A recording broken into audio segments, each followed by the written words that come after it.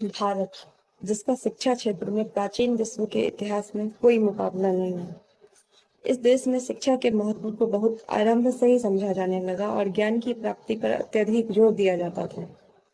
5वीं शताब्दी में नालंदा विश्वविद्यालय के विकसित नहीं होने तक तक्षशिला प्राचीन भारत का प्रसिद्ध शिक्षण केंद्र था। वहाँ अनेक प्रसिद्ध शिक्षक थे और वहाँ केवल भारत से ही नहीं बल्कि दुनिया के कोने कोने से विद्यार्थी शिक्षा लेने आते थे।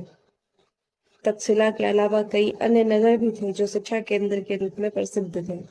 कभी कभी अध्यापक को अपने विद्यार्थियों की शिक्षा में नागरिक जीवन का वातावरण बाधक जान पड़ता तो वे अपने शिष्यों के साथ एकांत में रहकर वहां अपने सूझबूझ की सहायता से झोपड़ों में रहते और सादा जीवन व्यतीत करते थे। जब उनकी ख्याति दूर दूर तक फैल जाती तब लोग उनकी सारी आवश्यकताओं की पूर्ति कर दिया करते थे। इस प्रकार छोटे स्वरूपों से नालंदा विश्वविद्यालय जैसी बड़ी संस्थाएं बन जाती। नालंदा का विश्वविद्यालय पूरे एशिया की शिक्षा संस्थाओं का सिरमौर था। इस प्राचीन विश्वविद्यालय में एशिया के विभिन्न भागों से ऊंची कक्षाओं के विद्यार्थी अपनी शिक्षा पूरी करने वहां आते थे। उस समय नालंदा विश्वविद्यालय की उपाधि के बिना शिक्षा क्षेत्र में किसी की कोई गिनती ही नहीं समझी जाती थी। जैसा कि मैं पहले बात कर चुकी हूँ कि यहाँ कोने कोने से विद्यार्थी पढ़ने आते थे। चीनी यात्री हुएनसांग भी कई वर्षों तक नालंदा से शिक्षा ली है। उन्होंने एक विवरण में लिखा है कि भारत में शिक्षा की ऐसी हजारों संस्थाएं थी परंतु कोई भी नालंदा के मुकाबले भव्य नहीं थी।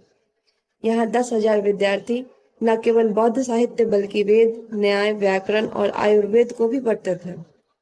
अब चलिए जानते हैं कि गुरु और शिष्यों की इतनी बड़ी संख्या की आवश्यकताओं की पूर्ति कैसे की जाती थी। 100 गांवों की जो आमदनी होती थी वो यहाँ खर्च की जाती थी और इन गांवों के 200 परिवार उनकी दैनिक आवश्यकताओं की बारी बारी पूर्ति करते थे। इन्हीं कारणों से विद्यार्थी को वहाँ इतना अधिक मिल जाता था कि उन्हें चारों आवश्यकताओं कपड़ा, खाना, बिस्तर और दवा के लिए सोचना नहीं पड़ता था। यही उसकी शिक्षा की पूर्णता का राज है।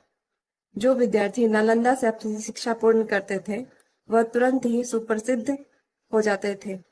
यहाँ के विद्यार्थी जहाँ भी जाते वहाँ उन्हें ख्याति और सम्मान प्राप्त होता था।